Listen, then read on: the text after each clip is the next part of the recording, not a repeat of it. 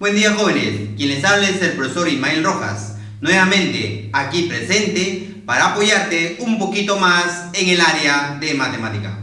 Acompáñame a desarrollar el tema del día de hoy. El día de hoy vamos a desarrollar el tema de polinomio.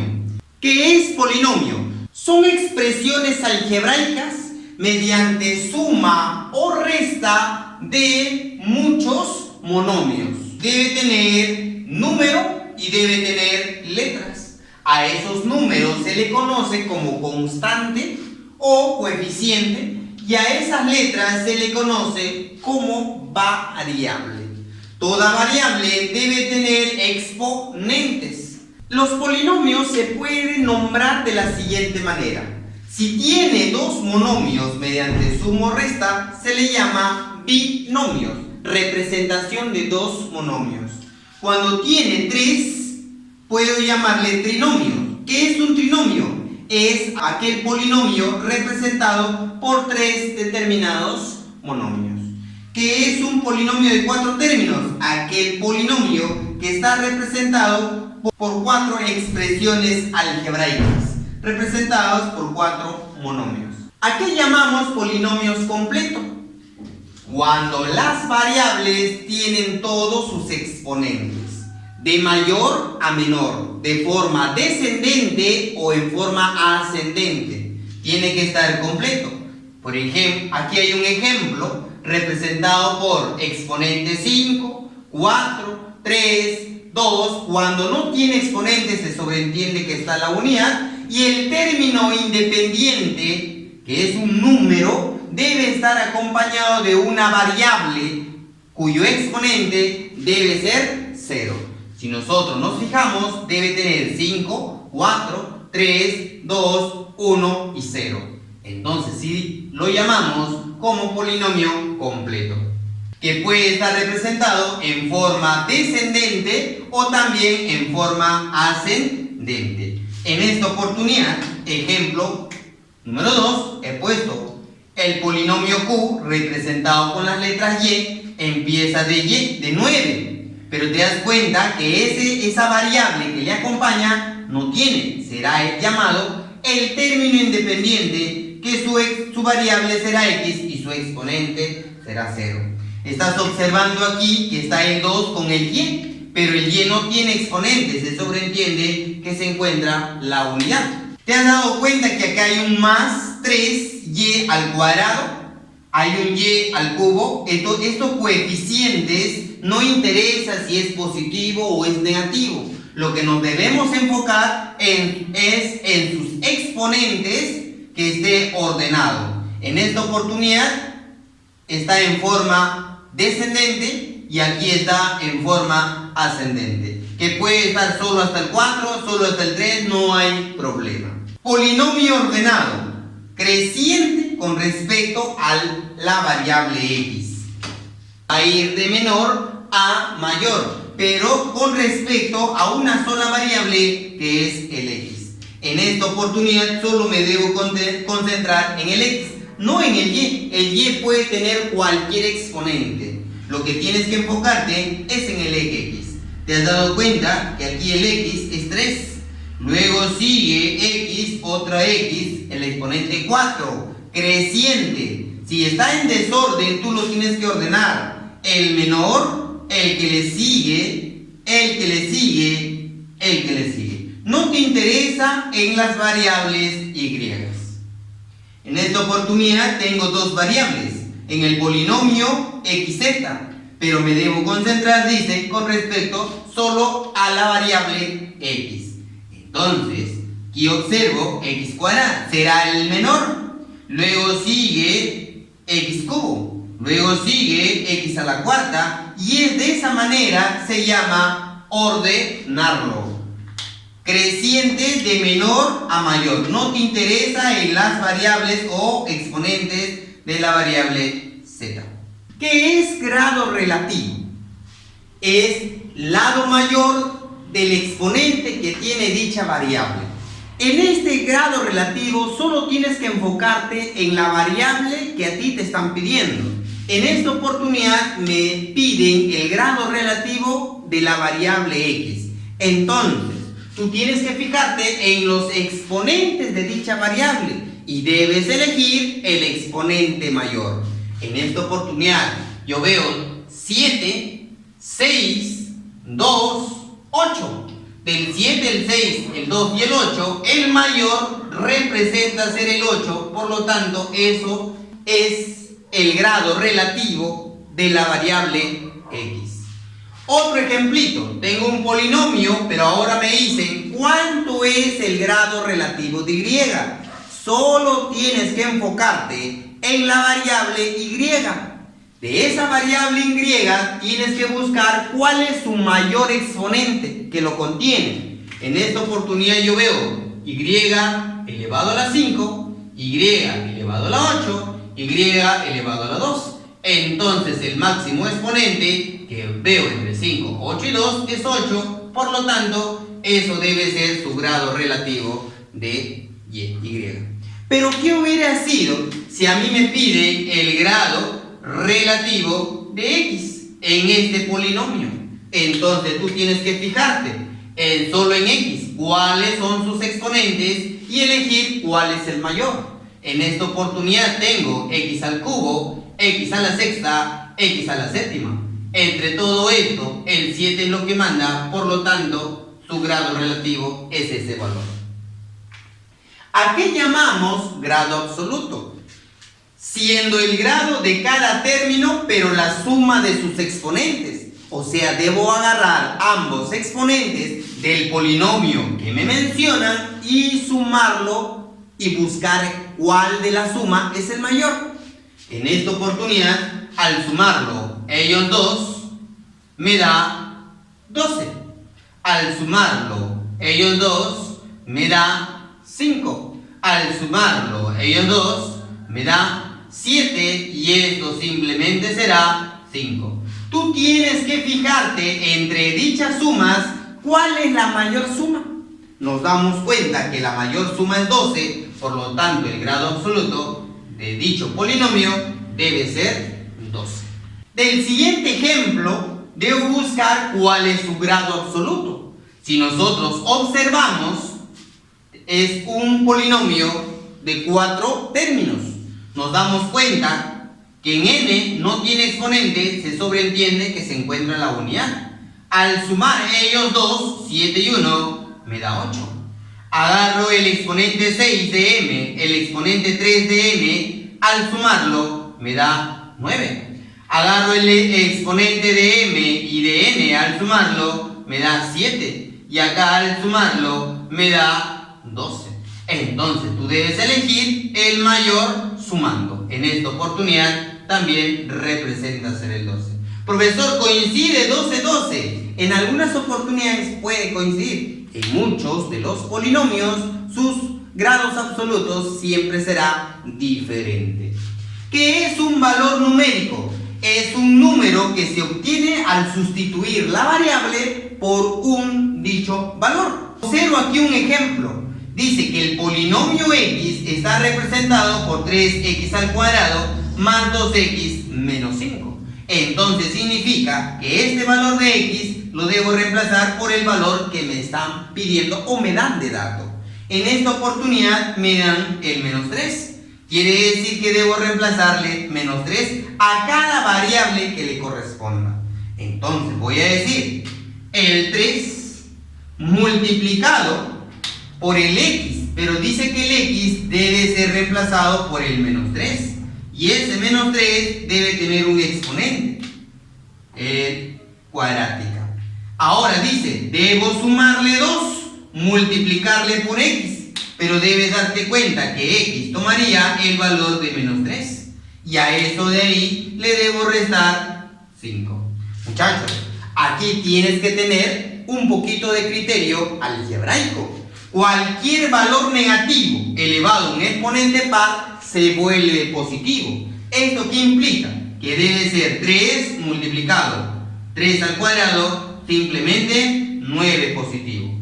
Acá tienes que multiplicar los signos con bastante cuidado. Más por menos representa ser el menos.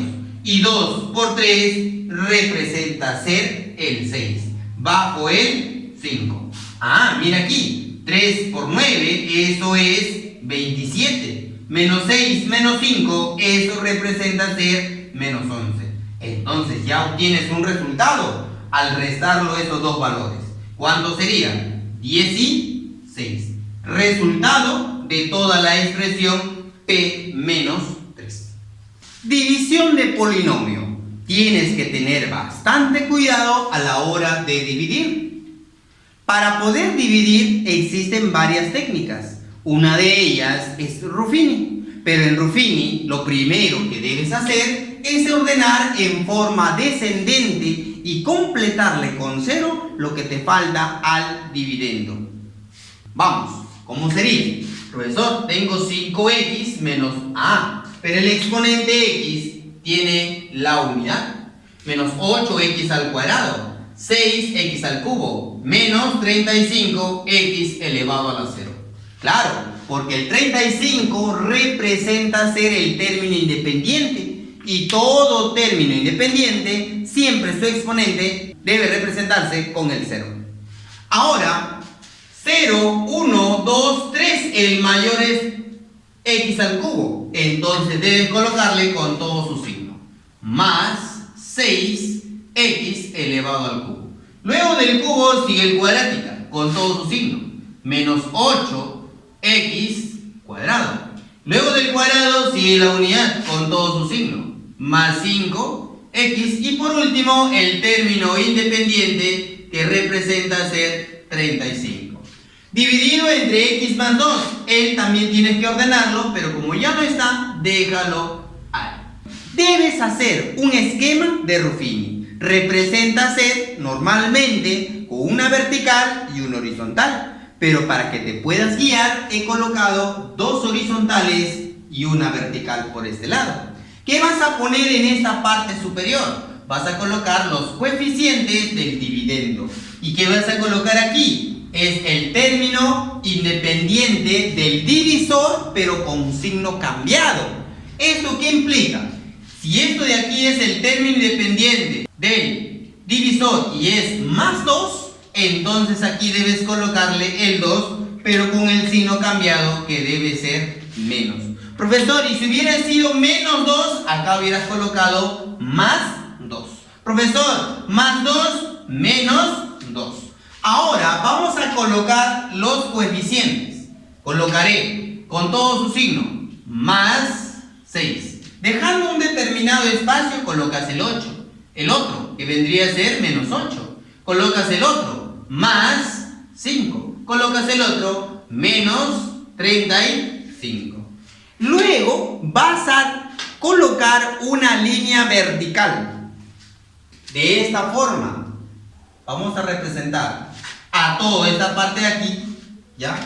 Con el nombre de cociente.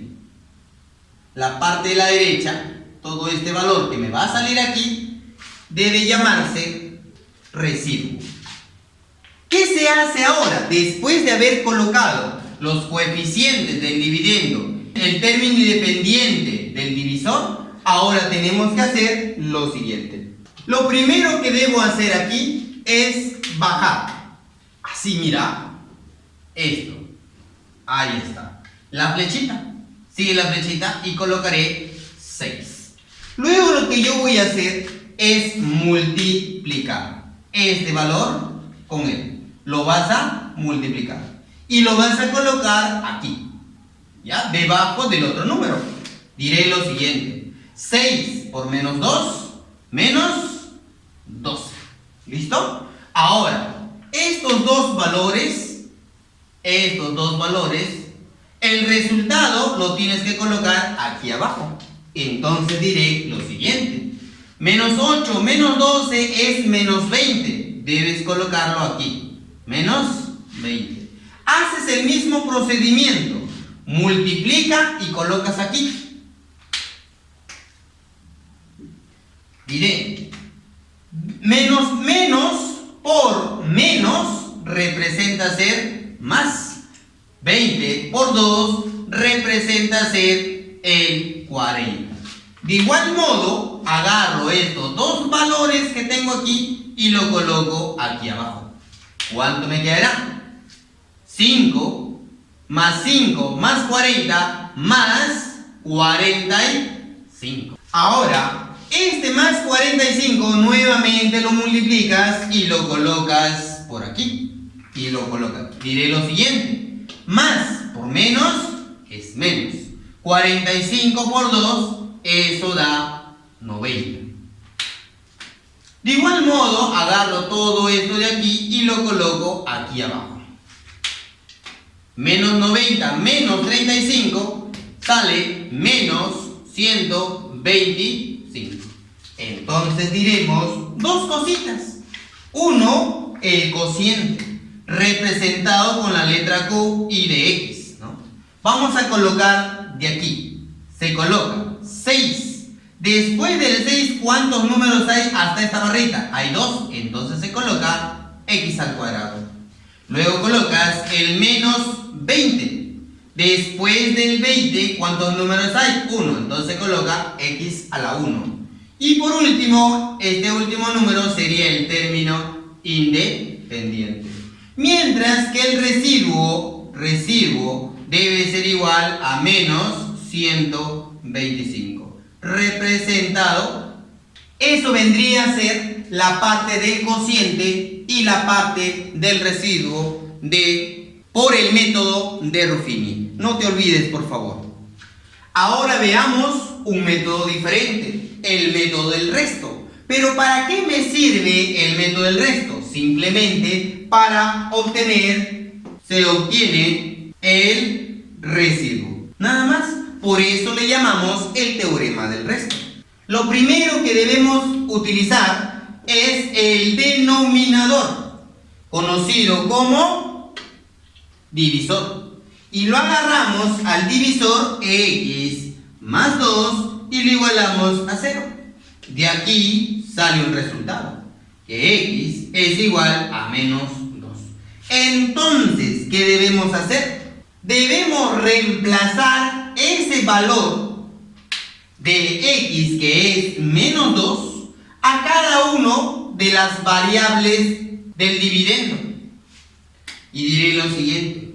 5 multiplicado por x, pero x vale menos 2. Menos 8 multiplicado por x, pero que vale menos 2 elevado al cuadrado. Más 6 multiplicado por x, que vale menos 2, menos 35. Muchachos, aquí sale menos 10. Aquí, menos 8 multiplicado. Cualquier negativo elevado a un exponente par, no te olvides, se vuelve positivo. Y 2 al cuadrado es 4. Más por menos, acá debe de ser menos más 6 multiplicado por menos 8 menos 35. Entonces, quedaría menos 10, 8 por 4, menos 32, más por menos, 6 por 8, 48, menos 35. Tú tienes todo que es negativo. Si todos tienen el mismo signo, se colocará el mismo signo y sumarás 10 más 32 más 48 más 35 y representa ser 125. No te olvides que el método del resto solo se debe usar para encontrar el residuo. Chicos, hemos terminado la teoría. Ahora tienes que tener bastante en cuenta esta teoría para poder desarrollar y emplearlo dentro de los ejercicios. Acompáñame a desarrollar los problemas.